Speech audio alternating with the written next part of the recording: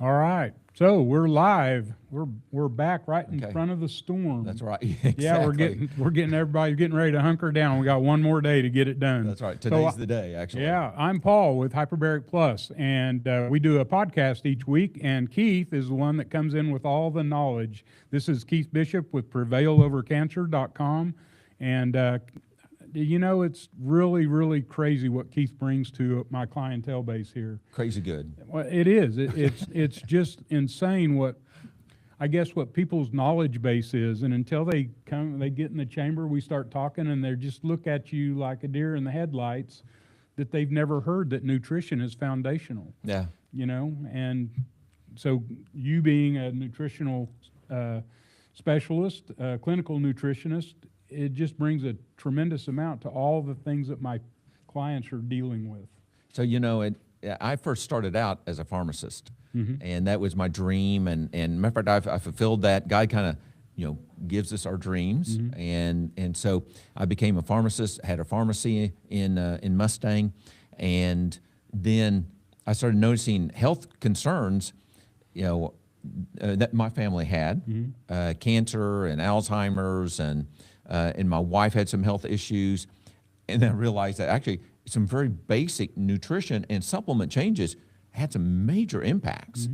And so I prayed to God and said, okay, God, if you want me to go into this, into doing a nutrition practice, I need somebody to buy this pharmacy. And matter of fact, it's not easy to sell a pharmacy. No. And literally within 2 weeks, a guy walks in and says, Keith, you want to sell the pharmacy? Yes. And so actually within a month, I'd sold the pharmacy. Wow. And that was 1999. That's called a sign. Yes. Right. And so I walked through that door, that open door, and I've had a clinical practice since, that was end of 1998. So since 1999, I've had a clinical nutrition practice, focusing on natural things, and nutrition is the most important. A combination, actually, nutrition, and supplements, but something else, and we might even mention it today in our discussion about liver function and health, but activity. And so we have to be physically active, for health, and no matter what the health problem is. And actually social media is starting to kind of, explore that more. It's not so much just food, not just pills, but, the physical activity aspect of it. So we have to be physically active to use these joints and to burn the calories off. We have to be, and I don't think the camera's gonna be able to show this, but maybe it is, but pump our calves while after we eat, go for a walk after we eat to burn those calories off, to help us to be slim, burn the carbs off so that we won't have, and we're gonna go over liver disease, the most common cause of that. So is elevated blood glucose. So nutrition is extremely important. Nutrition is important, but physical activity. So actually, working with somebody that is an expert, and based off of your needs, my wife goes to a physical therapy clinic, and so they are customizing her program, for her needs, for her knees and her back. So we have to seek out a specialist. So I have a client that came in, and he said, you won't believe I weighed X number of pounds not very long ago. And he showed me a picture, and then he showed me a current picture, and he's got his shirt off. And I'm like, dude, that is impressive. What gym do you hang out in? He goes, I have a wearable, and I walk 15,000 steps every day, and this is what happened. And that is all I did. And I'm like blown away that walking can do that to somebody's physique. Definitely, walking can help, and or concentrated short bursts. Well, he works. He works okay. All the time, and he said it's just impossible to go to the gym. But as soon as I eat, I run around the building 3 or 4 times, and I get 15,000 steps in. And he goes, "That's all I've done. I'm going to expand on that, but that's all I've done at this point." Yeah. So the other thing, just quickly, and I know we need to get on with this, but how many people come in here that they're sensing that they've got cognitive decline? I've been in my dad's house as my dad was ending his life, and at the end of his life, he was in cognitive decline. And I went into his house one time, and his wife was my stepmother. She's a nurse, an RN. And I go into the house, and every cupboard I opened had pastries in it. And when you're going into cognitive decline, you don't want to have a conversation about what's healthy for you. And whoever your loved ones are around you, they just want to, you know, make you comfortable. Right, yeah. Which that did. But I just look at people, I go, when you have that first little bit of leaving your keys in the refrigerator, look at what carbohydrates you're eating. Look at those simple carbohydrates, the bread, the pastas, eliminate them. Start eating MTC oil, start doing olive oil, start doing butter. You know, we talked about bulletproof coffee. There's a lot of things you can do that will actually put things in the brain that the brain likes. That's right. And it doesn't take a whole lot, especially when you catch it early on. That's correct. Just don't continue down that path of That's correct. bad stuff. Yeah, so you know, and that's another area that I actually specialize in, and you know, and we probably do need to talk more about it. You know, everybody's concerned about cancer, but dementias. And so my family and my wife's side of her family, you know, have history of that. And so so I'm paying very close attention to the brain function, you know, and what to do for my wife and I. And so, and actually, we're both doing very well, you know, and probably even better now than what we did 15, 20 years ago. Well, at least you're on a different trajectory. Exactly. You got to change that trajectory. Exactly. And Yeah, so so- anyway, now Yeah, okay. we're talking livers today. We're 10 minutes in and we're So talking we livers. have talked about liver before, but matter of fact, I went back and looked through my catalog, and matter of fact, I need to create a catalog online of all these handouts. Even now, I'm going to create a page for that. I did create a page so that all of my YouTube videos are actually on one page on my website. I'm going to do that with these handouts so that people can actually, if they have the time, they can actually go through that and learn. But we talked about liver damage from fenbendazole and mycotoxins, but we haven't talked more specifically just about general liver damage. So the liver is very important. It is actually, when we eat or we take supplements, medications, it goes into the stomach, oral type items go into the stomach, and then that blood supply from the stomach and the small intestine immediately goes through the liver. And that's called the first pass effect in the medical world. And that first pass effect means whatever we put in our body goes through the liver and it's going to be changed into something else, or good or bad. And so, sugars, especially fructose or fructose, and sugars, and excess carbohydrates raises blood glucose, and that's going to go through the liver.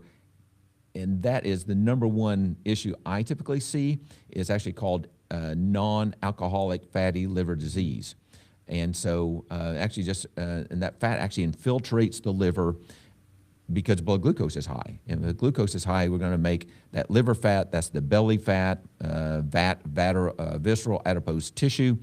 And so that's the number one cause I typically see for liver function issues in the general public.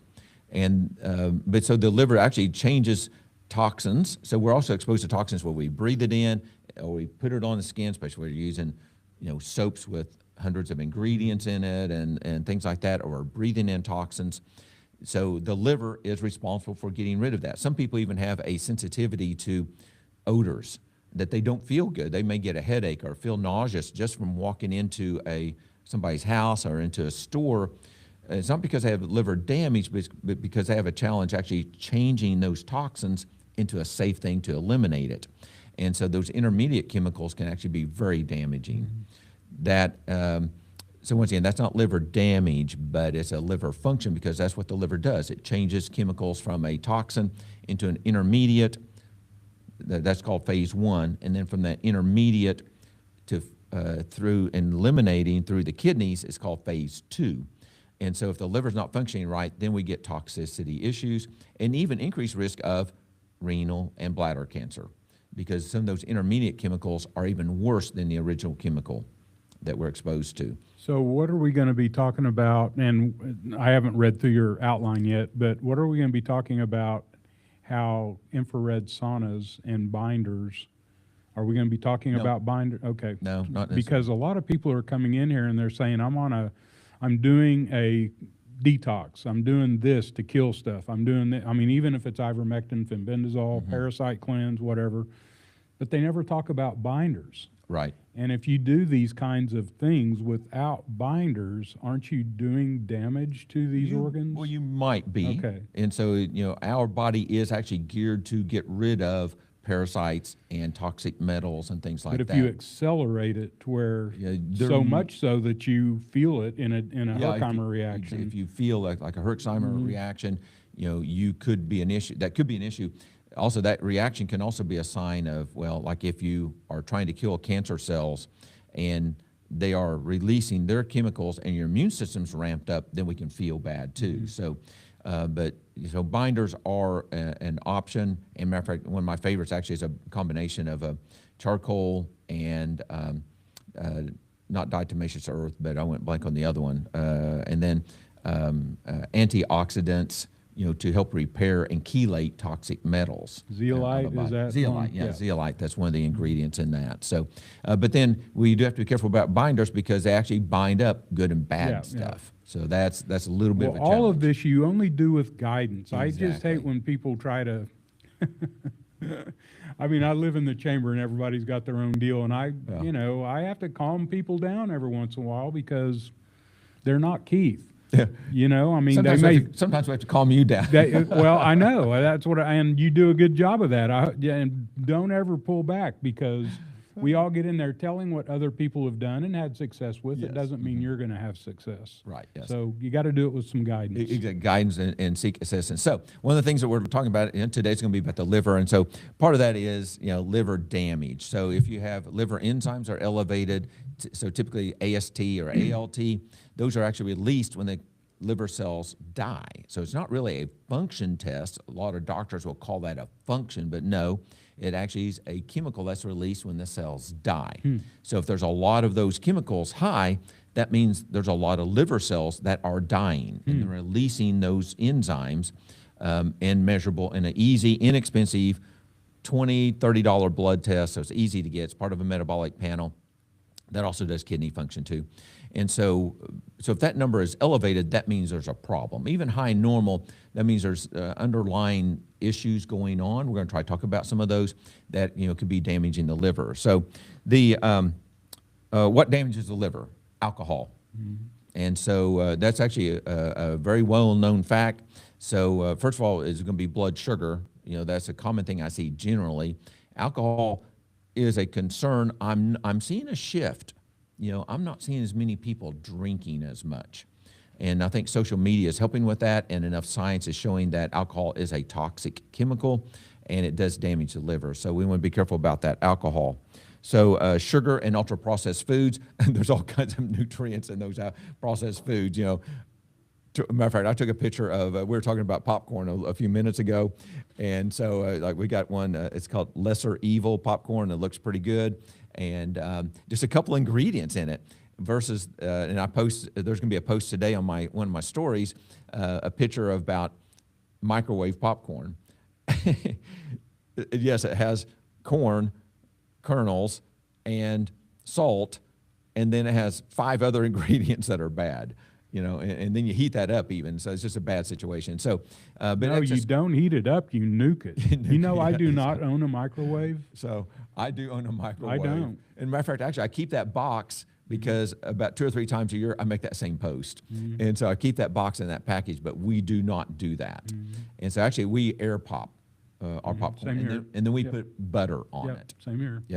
On that. So I think my wife sometimes uses too much butter, but we won't go there. we use a lot of butter. Yep. We do use a lot of butter and a lot of salt. And so, but we don't do it every day. Oh, no. On that. Movie night. Yeah, exactly. Sunday nights are It's a treat. It is our treat It's a Sunday treat. night. It is a great time to relax and sit back and watch a movie and have some popcorn. So it's great. Matter of fact, even as a child, we did that, except for that was the soda pop. When I was a child, we didn't have much money. And actually, it was popcorn, and we were allowed a soda pop Sunday night. And that was the only time we had a soda pop. So, and then it became more common. That became more of a problem. So, medications. So, all kinds of medications. Once again, anything going into the stomach is going to go through the liver.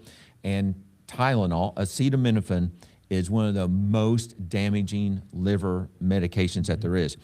I would venture to say that if it were to come out as a new drug right now, it would be a prescription. It would not be a non-prescription. I remember back in the 60s when it came out, and as a matter of fact, it was like, oh, this is so new, it's so neat, it helps lower temperatures and stuff like that. But little did we know. And then actually, as a pharmacy student, I actually started seeing people that were dying from liver damage from Tylenol. Well, I know so many people. As I was growing up, I used to have back pain. We just had that conversation in the chamber too, and I ate a lot of Advil, having no idea what those would do to you. Could and even do there's potential kidney issues with yeah, that too. and so don't know that I did or did not damage any of my organs, but that's how I maintained. Now, it's just crazy. How far off are we that the Ultra Botanica product line replaces all that? Yeah, Does it? I mean, well, there's a lot to it. You know, matter of fact, we're going to talk more about that. Well, good, those nutrients, exactly. Okay. So I do. Matter of fact, I had hip problems, and my hips were shot. We talked about that in the chamber, and I did not have to take anti-inflammatories. I did not have to take pain medications, even before the surgery. And I mean, it was a bad situation. I could almost not get on a horse whatsoever. And then actually within 50 feet, I was in extreme pain. So yes, I mean, because of the femur grinding up into the hip bone. So, and I didn't know it was that bad. Guys were bad about that. Seek attention, seek assessment. Assess, don't guess. So with that, but yes, actually, herbs can be good. I'm going to go back to medications just a little bit. So in my cancer area that I concentrate on, so fenbendazole, person, if their liver enzymes go up when they take fenbendazole, a common cause, underlying cause, and a problem could be a mycotoxin.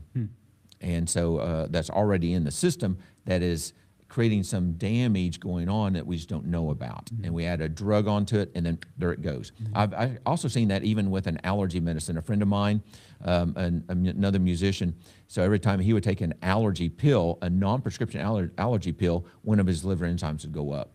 So he has probably something underlying going on in his body. so did you have something, Harvey?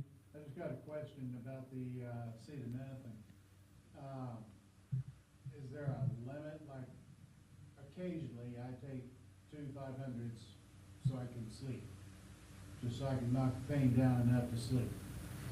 And that's like once every 2 or 3 weeks. Okay. Is that enough to damage my liver? Probably not. And so the question was acetaminophen, taking 2 extra strength acetaminophen, 500 milligrams per tablet, every couple of weeks, that's okay. If I had an issue, if I had a bad headache and I needed a little bit of relief, I would do that. But it's the day in and day out. Even just once a day regularly can create a problem. But an occasional, no problem. I'm not concerned about that. Unless if you have an underlying liver issue and liver enzymes are already elevated, then literally taking that Tylenol, just that one dose, can make it go up again for higher for a while. The liver is it is resilient and can heal to a certain extent.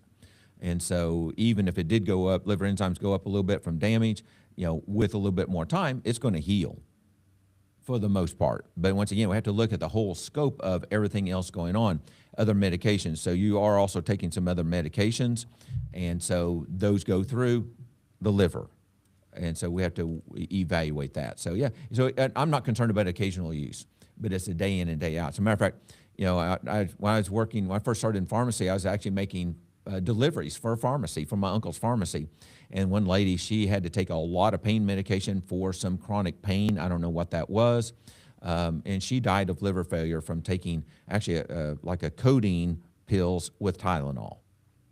And so, but she was taking those every single day and died younger than she should have from that Tylenol damage. Great question. Yeah, that reminds me.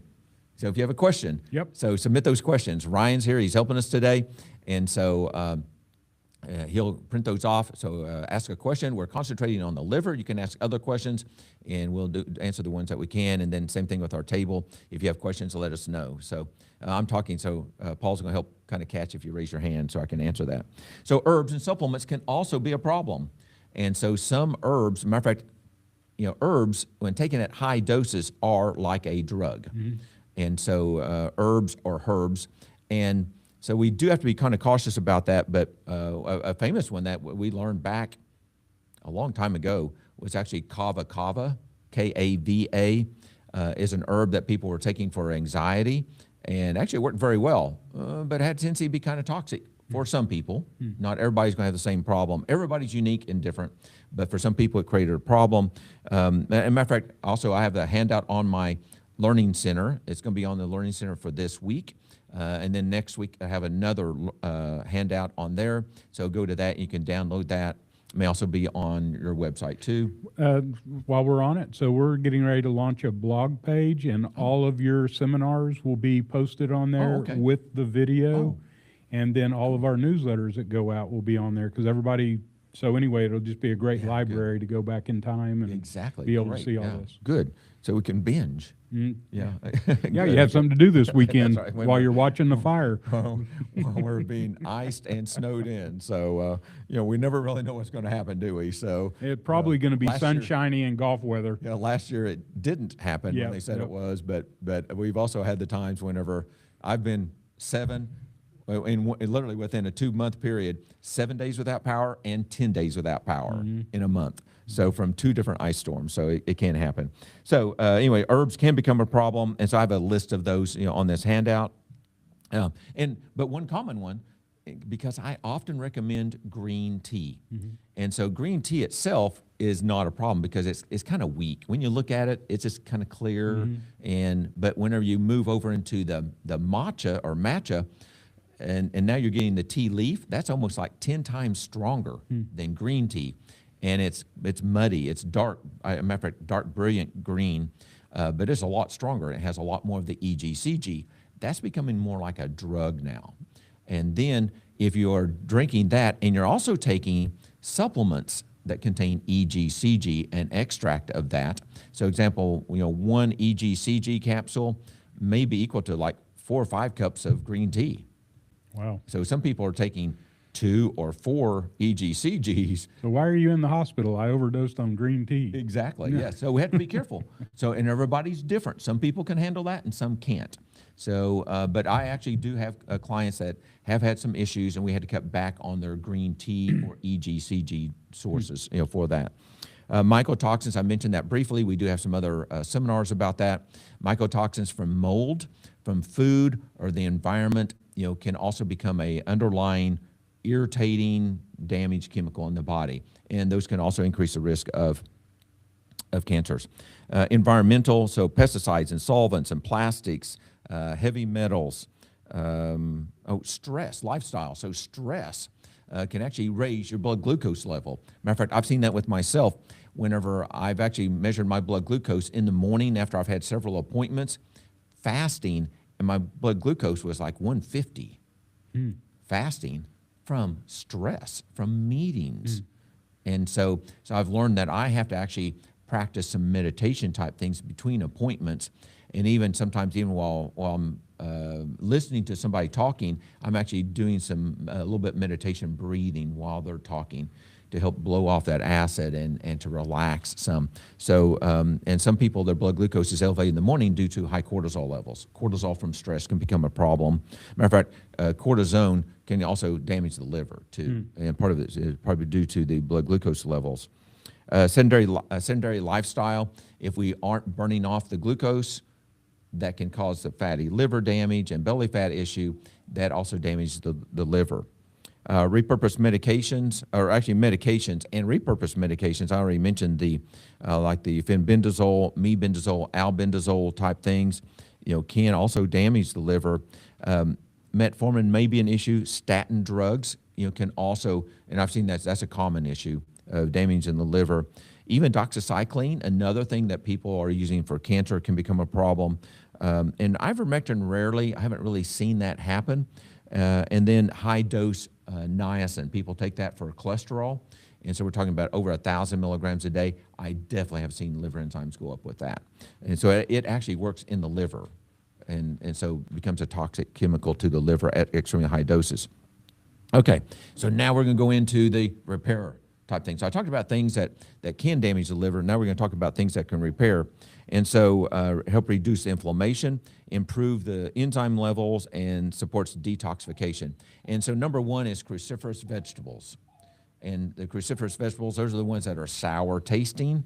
And matter of fact, even just preparing those and actually chopping them and eating them raw or lightly cooked or steamed, or actually I like stir fries. My favorite dish is a stir fry. Various different ways to cook stir fries are great ways to get those cruciferous vegetables. I have the list on here, about that. And then also fiber type items, the sulforaphanes, the I3Cs, DIMs, that those chemicals that are in the cruciferous vegetables help the liver to process toxic chemicals and get rid of those. Berries, so blueberries and strawberries and raspberries, they're high in anthocyanins, those colors, and polyphenols. The antioxidants in those help repair the liver and help with detoxification. Nuts, especially walnuts. Walnuts are kind of special. We're learning more and more about those, but the walnuts contain polyphenols that the body makes. Urolithin A, we're going to hear a lot more about urolithin A.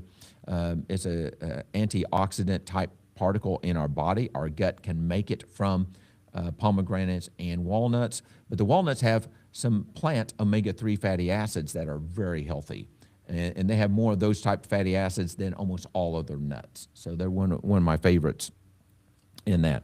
And so let's see here. Grapes. I skipped over an area. So grapes, especially red and purple, but we have to be very careful about the quantity. So I have a palm rule on the handout. I've got a link going to that. It's on my website, but we have to be careful about that quantity. So they can raise blood glucose, so we have to be very careful about that. And matter of fact, I used to drink wine, but I don't now because of the alcohol issue. And then also most wines made in the United States also, or even imported, they have sulfites and preservatives and things like that in there. So I'm not going for that. Okay, and so we have to have sufficient protein. So actually, so it's kind of interesting. I laugh a little bit, but I have people that I have to be careful what I say on social media because they don't like saying some of these terms. I have some people that have a difficult time getting rid of excess body composition, we'll put it that way. And so, but they have water retention, and so they're actually burning fat, and then their water retention goes up, and then we do body composition tests all the time, and we see the water retention go up. That's actually a sign that the liver is not functioning right to get rid of toxins. Toxins are fat soluble.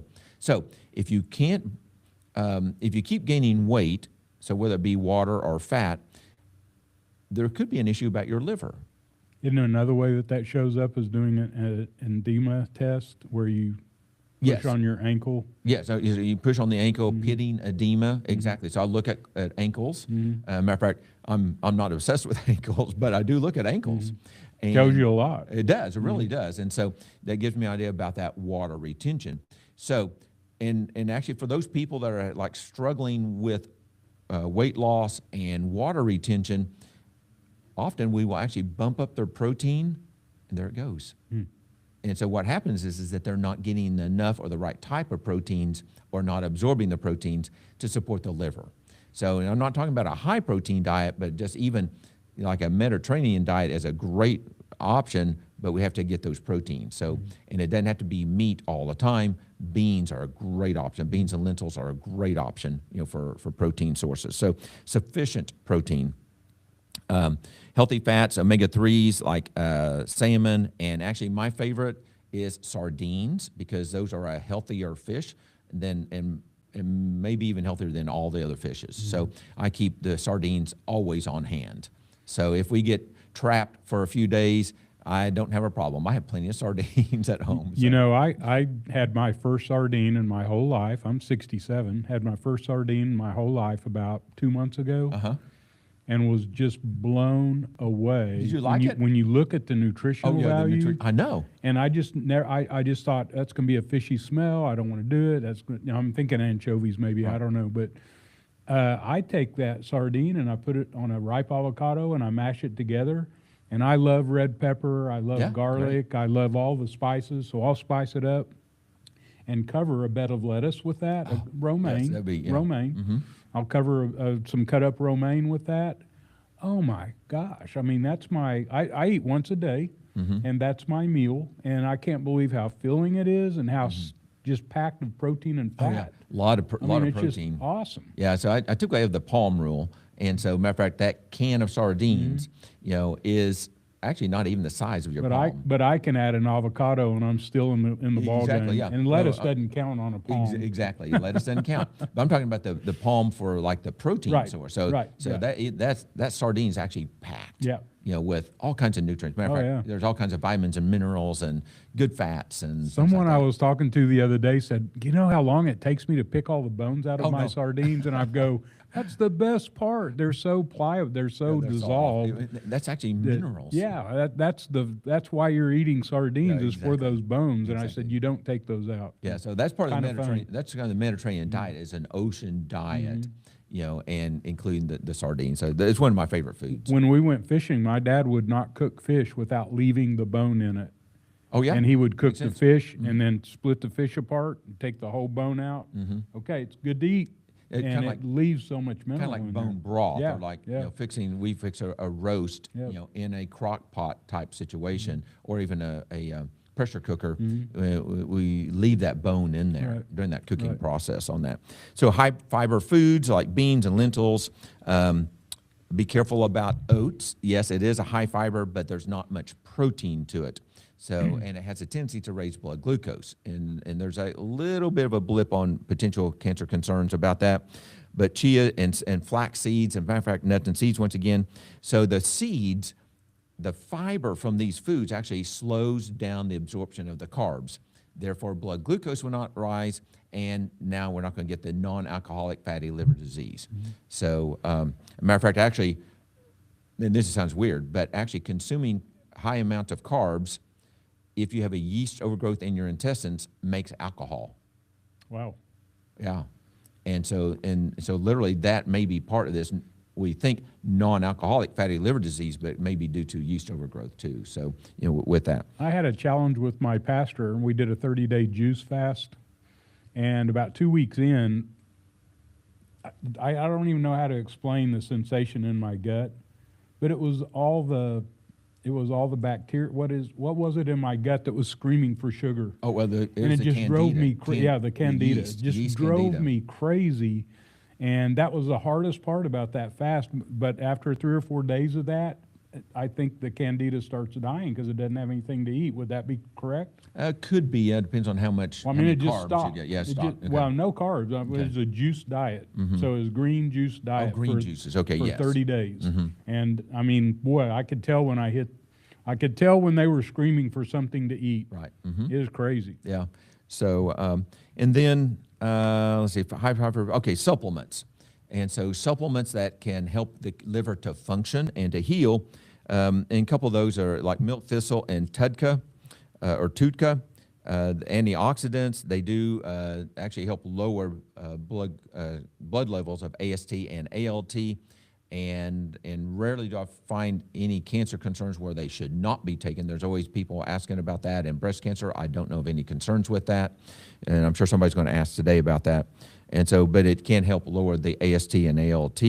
So my favorite things, actually addressing the underlying causes, you know, is inflammation, whatever that may be causing that, but also, and blood sugar is going to be actually curcumin and berberine. And now we're going to get into the Ultra Botanica products that they actually have what's called protosorb, which actually they physically bind the polyphenols like berberine and curcumin, in this case with NAC, N-acetylcysteine.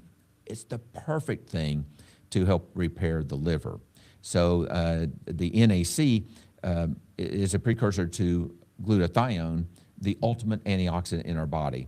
And I've seen some fantastic recoveries, you know, with doing that. And then the curcumin's an anti-inflammatory. Berberine helps lower blood glucose levels. And so I've seen fantastic results about that. I have more information on my handout about that and a link going to their products. Artichoke extract may also help. There are some liver products that have combinations of milk thistle, artichoke, and things like that. But artichoke, yes, artichoke can also help the bile. The liver makes bile. The liver does hundreds of things in the body. It does make bile, and that bile helps us to digest and absorb our fats, but it helps to thin out the bile so it comes out of the liver better. Nigella or Nigella sativa, black seed oil, is another fantastic omega-3 fatty acid, you know, and it also has some other cancer benefits. It's an anti-inflammatory. Vitamin E may help out. but studies aren't consistent on that. But I did have to list that, but it may help out. Vitamin D helps with what? All health issues, doesn't it? Foundational. It is foundational. And so we have to have a blood test. We need to know one of our clients today. Can I say it? Oh, go ahead. Assess, don't guess. Yeah, that's right. I stole it from you. So actually, one of my clients, I talked to her the other day, a couple of weeks ago, and it's been a while since she's had a vitamin D3 test. She did a vitamin D3 test, even though she was taking the D3. She's probably listening. She's actually driving home right now. But her vitamin D3 level was low normal, barely in the normal range. And we need it like 3 times higher than what it is. And so, but she had changed to a different brand. I don't know what brand it was, but that's not working. So, but you don't know unless you assess. So vitamin D is very important, and because it helps with everything. Another one that I actually also use actually for some energy type things, and actually my wife sees some benefits with this, is called L-carnitine. And that is an amino acid from protein. And it's all in all kinds of proteins. My wife actually was low in that when we did an intracellular nutrient assessment, testing the white blood cells for those nutrients. She was low in that chemical, and she takes that, and it helps with energy. I can't say her energy is perfect, but it definitely does help with energy and helps and with brain function too. So, but also helps with fat metabolism, helps the body to burn fat for energy. Omega-3 fatty acids, they help to decrease the inflammation in the body. My favorite for that is actually going to be, besides sardines, eating sardines for the omega-3s, is going to be a krill oil supplement. And the krill oil also has astaxanthin, which is a potent antioxidant. So when you hear omega-3s, you want to hear krill. I mean, that's... Krill is my favorite. Yeah. And so, matter of fact, those capsules are kind of small, and it's like the size of a green pea capsule. That little tiny capsule works just as good as a big capsule. And so it's very well absorbed. It's a different type, and it's less toxic because those krills don't live long enough to concentrate the bad fats. So I love krill oil. How do you know that you're getting krill oil, that you're getting any omega-3s that aren't rancid? How do you know that? I mean, because they say a lot of them, you have to be very careful when you're buying them. Yeah, you do have to be careful. Actually, is it an expiration date? There is an expiration date, but that's not perfect. But actually, I go by the smell. And so when I opened up that bottle, like I just opened up my krill oil capsule the other day, and actually it has a good date, like a 2-year date on it, because actually it's just recently manufactured. There's no smell whatsoever from that. Okay. I can. There's other times, man, you can open up a fish oil capsule and it smells bad. Do you eat it? No, I won't do it. Can you send it back? Some companies you could do that, yes. So yeah, you could do that. Anyway, it's a concern. You just Sure. need to pay attention to that, and that's a good way. I didn't know that's how you tested it. Smell is one way. Otherwise, actually, you really don't know. Yep. You don't know, but smell is the number one way to get an idea about that I know of. I'm just trying to think through the process. There's not a great way to test that. So some companies do have assays for toxic metals, but they don't test for what's called lipid or fat oxidation inside that. They don't test for that typically. Okay. So quality, there is a quality issue on fish oils. So a discount store that sells it at a discount price, they're buying kind of like the bottom of the barrel of that distillation process. Actually, it's kind of like similar to processing petroleum. Okay, they actually have a process where they have different levels of the fats, and so the bottom of the barrel is going to be less expensive, and that's what the discount stores are going to get. So it may not be as good. So NAC and alpha lipoic acid. So some of these items that come from Ultra Botanica, some of their products are actually bound to the antioxidant called N-acetylcysteine. Cysteine is a protein. But they bind that and get fantastic absorption. And so I've seen some remarkable recoveries, from doing the NAC, but also NAC and alpha lipoic acid. There's a handout there. Now, when I get people in here that have lung issues, I always send them to you. Yes. And I say, Keith's probably going to talk to you about NAC because he really has a lot of insight through, your wife went through a lot of things that in her recovery with NAC. So you were able to do high dose and monitor very closely, gave you a lot of insight to that. Yes. So is NAC something that you use on most lung Many times. Yeah. Matter of fact, yes. Matter of fact, your brother sends me people all the time too. So I talk to him a couple times a week too. Okay. And so he's sending people to me. And for lung issues, and in this case, one person that hopefully she'll call because she has some very serious health lung issues. And but it does thin out lung congestion as an antioxidant that repairs the body. Right, the fibrotic tissue is Exactly. what it's repairing, Exactly. correct? That's Yes, what I tell scar people, and I tissue. go, you know, that's as much as I know. You got to call Keith, Yeah. but I think that there's some tools out there that he's going to Exactly. throw We've at seen you. some very remarkable Yep, things yep. about lung damage, you know, with that. So, NAC and alpha lipoic acid.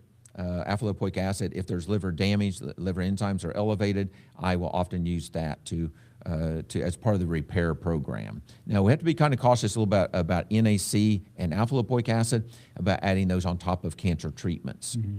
So we just work with a professional You know, about something that just went across my brain, I got to ask this question. How many people are dealing with cognitive decline? And it actually starts with not getting enough oxygen processed through your lungs to your brain. that. Oh, definitely. I mean, I never really connected those two dots until we're sitting here talking that I've got those kinds of clients in here. So, you know, they call Alzheimer's diabetes type 3. Matter of fact, actually now, I'm not sure what the type 4 is and type 5, but there's some newer people that are kind of using some other terms for that, about type 4 and 5 diabetes. But type 3 diabetes is more like an Alzheimer's issue. And actually what happens is that diabetes creates atherosclerosis plaque buildup in the blood vessels. If we get plaque buildup here or even inside here, now that those brain cells are not getting nutrients and oxygen, they start dying out. But if we're already in deficit, that's why everybody uses a pulse oximeter. I highly recommend. Oh, yes, I we love use a those. deal called a peak flow meter, and it has an app on it that you can not only do the blow test to know how much your lung capacity is, but on the app you can also put your pulse ox, and so you can look at it over time. Because as we do decline, if we're looking at our pulse ox and our oxygen saturation declining, well, I know one thing that will help fix that. Right. But you don't know to do it unless you know that that's a problem. And when you can look at it over time on this app, it'll go out 10 years. That's I right. think mine's 6 years old. And I can show you where I had COVID many years ago, and I can show you how fast I rebounded from it because I have it all documented on this Peak Flow app. Yeah, that's a great tool. Yeah, And yeah. so, and even for cancer, same thing. So cancer loves low oxygen, Right, high sugar. right. So yes, we're always trying to encourage people to monitor the oxygen levels and their pulse rates and blood pressure and various different things like that. And so, yeah. another tool using that is the 6-minute walk test. Yes. On a flat surface, walk for 6 minutes. And if you do run out of air, take a pause, and you're monitoring your pulse ox the whole time you're walking, and you'll see that thing. If it starts dipping and you need to sit down, that's why you're monitoring it.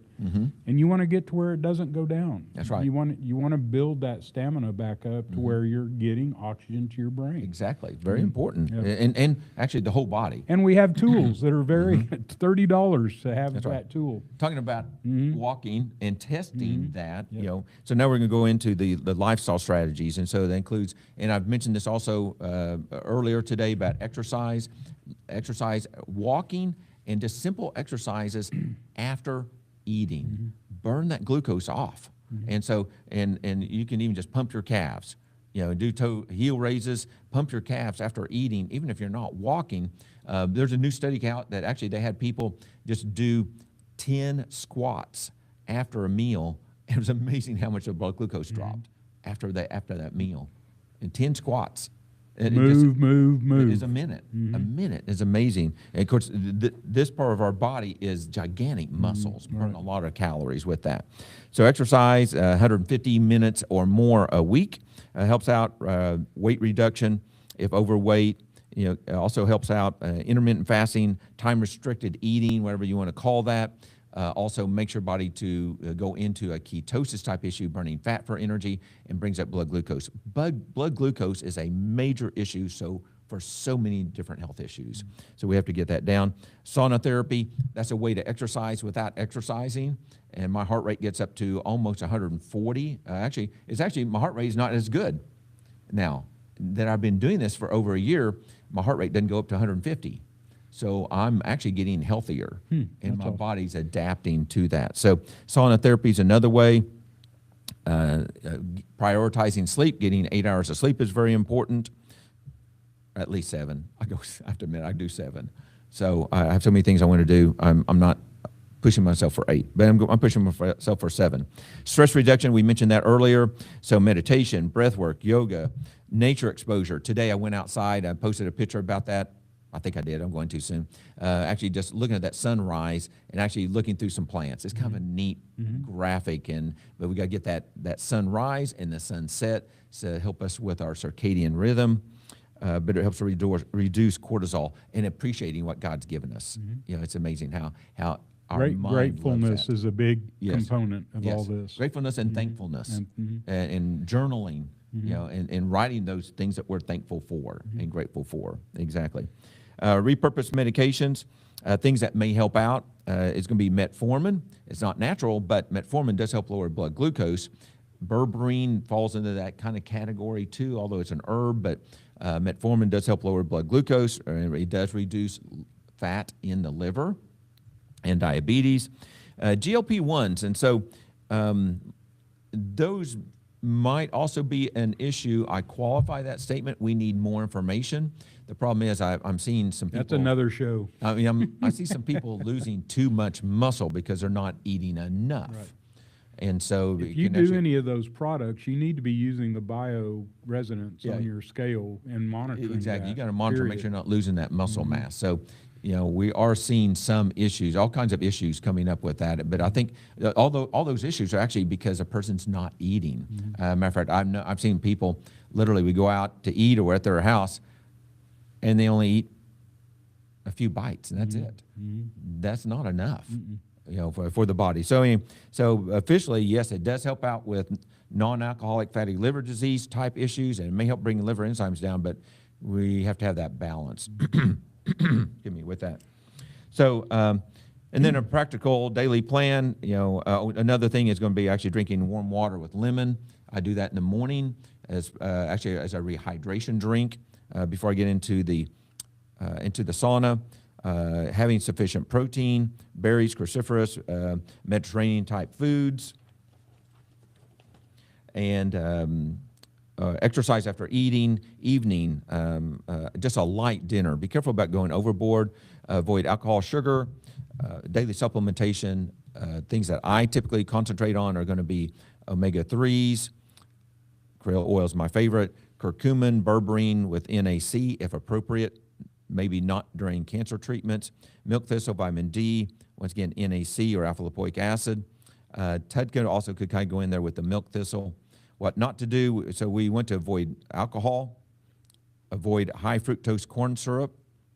That's in all kinds of stuff. We need to read those labels, avoid processed foods, avoid unnecessary medications, avoid mold exposure and contaminated foods. Retest if you have a mold issue, it's been remediated, you got to test that to make sure you've addressed the underlying things that happen to allow that to happen. Avoid high-dose herbal extracts without medical guidance. Matter of fact, actually, I just posted something about soursop, which people are taking as a kind of like a cancer treatment. It does have anti-cancer actions, but it actually is toxic to the brain and Parkinson's. Ouch. Yeah. So once again, with guidance. Guidance, exactly. Matter of fact, on my website, I have a neurologic assessment now put on my website and my coaching page because of that. So we have to be careful about neurotoxicity. So I've got a few medical journal references there. I'm going to go to our questions and that people submitted. So what is the best things if you have liver metastasis and renal kidney stage 4? So tough questions. You know, there's a lot actually to do on that, but we have to be careful about blood glucose. In my mind, that's number one. And then, you know, herbal type things that we've been mentioning, you know, typically can help out.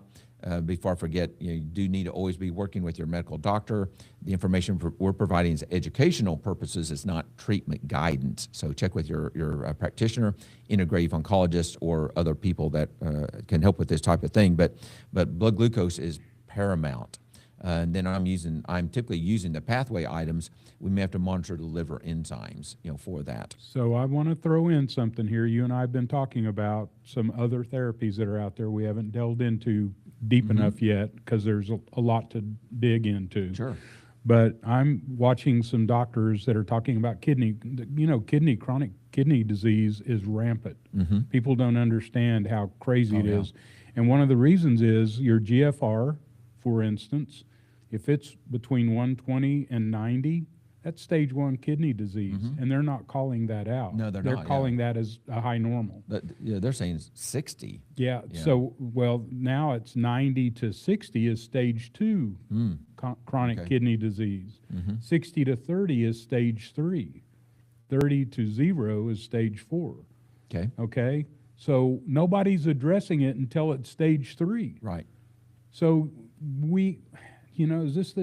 why are the doctors not calling this out when it's first noticeable?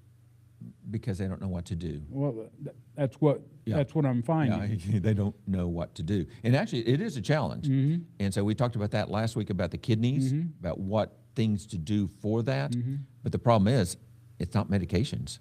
There's not a medication. Well, there are a couple of medications, yes, that may help out some. What we're eating. Exactly. It is what we're eating and our overall lifestyle type things. That's correct. We have to get the blood supply to those kidneys. The number one cause of kidney disease is diabetes, elevated blood glucose. That's actually going on before they're diagnosed with diabetes. As a matter of fact, I know people with kidney failure that have been in a pre-diabetes issue. When we go back and look at tight numbers, like what are the optimal numbers, they've had pre-diabetes for 20 years.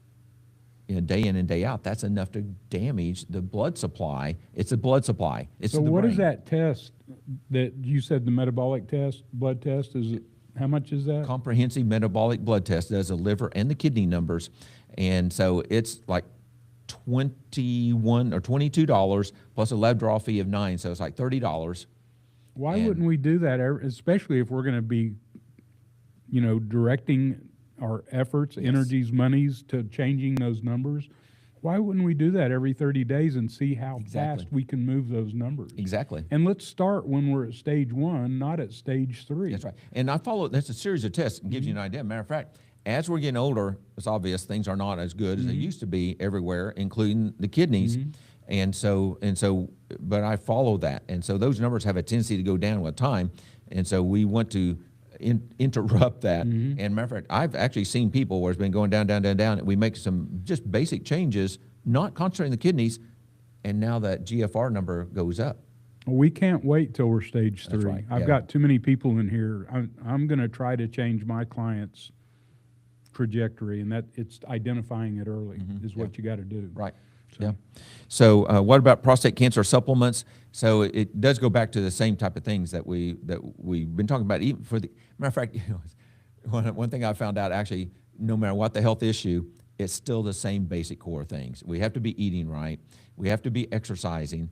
We have to make sure we're getting blood supply throughout the body, whether it be the prostate, the kidneys, the brain, whatever. We have to get those nutrients to that. But to be about the prostate cancer supplements, those are important, but we have to do these underlying type things. As a matter of fact, I did have a client, and we saw tremendous changes within a short time period on his PSA number, and by doing all of these things. Now, he did a lot of supplements, so it's hard for, once again, I can't offer treatment advice online or social media, but I'm still doing the same type of things. We're doing the berberines, we're doing the curcumins, we're doing the quercetins. The pathway supplements are my foundation, that I recommend for almost everybody. We have to adjust those doses, but there's other things. So actually glucose is like the number one thing for most cancers, including prostate cancer. So for that person. So one of my outlaw family members up in Shattuck, outlaw, okay, meaning the other side of the family, okay, has been diving with me a bunch through the years, and all of a sudden he shows up about 3 weeks ago.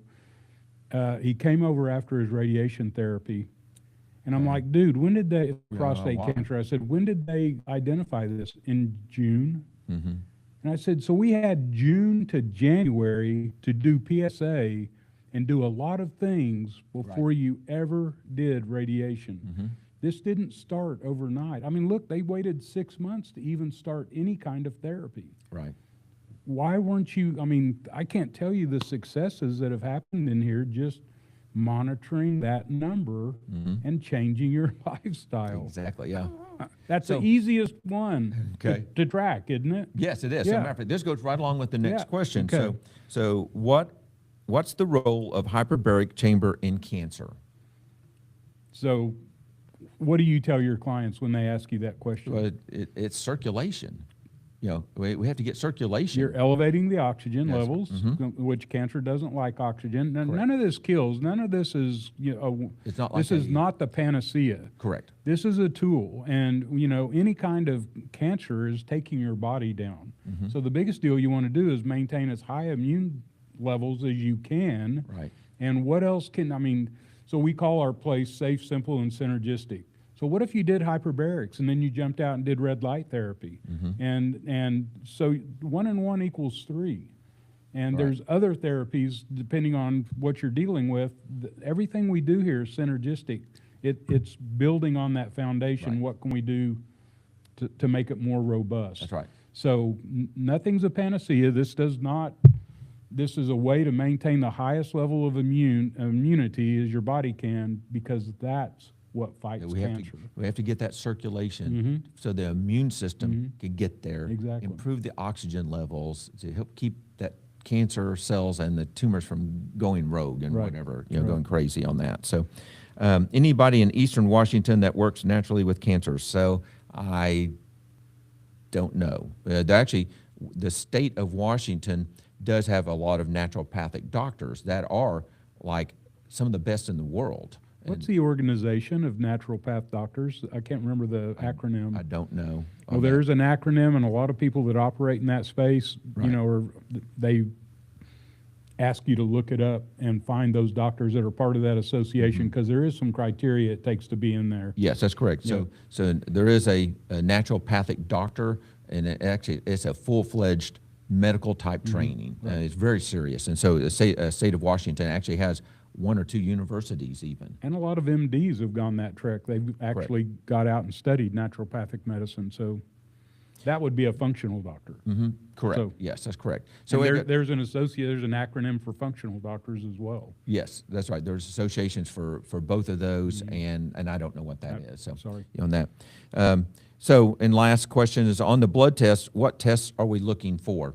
So it's a comprehensive metabolic panel. Sometimes I'll abbreviate that CMPD, but more specifically, we're looking at typically AST and ALT. Those are acronyms for big long words but you don't have to know those words.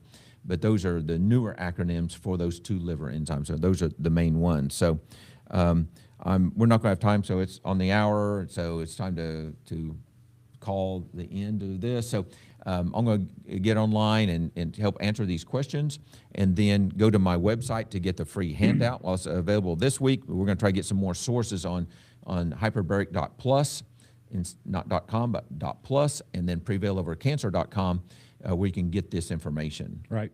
And we got a lot of, I hadn't even told you some of the things I got cooking, but it looks like hyperbaric air is possibly going to be pulled into a study to go heads up against hyperbaric oxygen. Oh, okay. So we have some doctors up in North Dakota that we're looking to work with, and they're telling me they want us in this study. So we'll see where that ends up.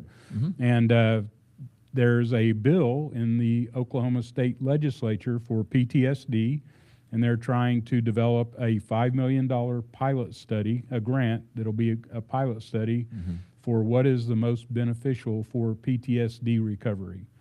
TBI, PTSD. So that's coming out of our industry, is doing this nationally. They're helping all the states. If you all know anybody that deals with PTSD, especially our veterans or first responders, that's who we have a program called Hyperbarics for Heroes.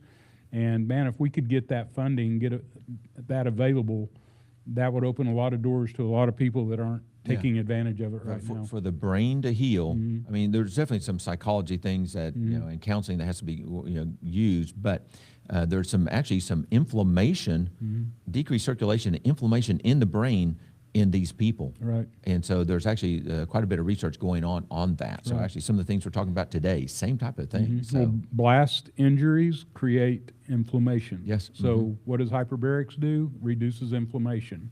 What does curcumin do? It reduces inflammation. Right. So how do you use all these tools to reduce inflammation the quickest, the fastest, and the most complete? I mean, how do we get it to zero? right.